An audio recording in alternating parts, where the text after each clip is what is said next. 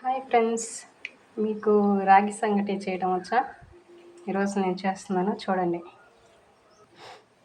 ఇది రాగి పిండి అంటే తైది పిండి.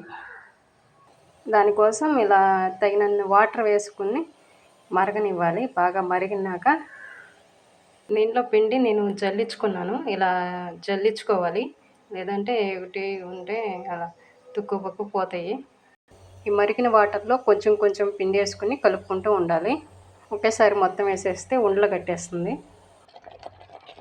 ఇలా కొంచెం కొంచెం పిండి వేసుకుని ఉండలు కట్టకుండా స్లో ఫ్లేమ్లో పెట్టి ఇలా కలుపుతూ ఉంటే కొంచెం గట్టబడిన దాకా కలపాలి. చూసారా ఎలా వచ్చిందో? ఇలా గట్టిగా వచ్చేసేయాలి, వాటర్ ఏం లేకుండా. మీకు కావాలంటే ఇందులో రైస్ కూడా వేసుకుని కలపెట్టుకుంటే తినడానికి బాగుంటుంది. నేనైతే ఇలాగే తినేస్తాను. ఇప్పుడు దీన్ని దించేసి ముద్దలాగా చేసుకుందాం. బౌల్లోకి తీసుకుని చేతితో తడి చేసుకుంటూ, లేకపోతే ఆయిల్తో లేదా నెయ్యి ఉంటే నెయ్యితో ఇలా ఉండలాగా చేసుకుందాం.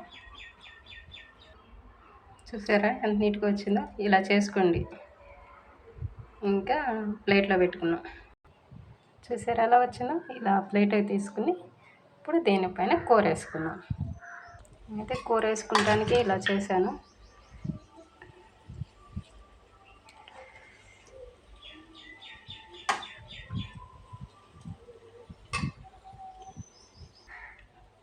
అదిరిపోతుంది. ఒకసారి ట్రై చేసి చూడండి, చాలా చాలా బాగుంటుంది.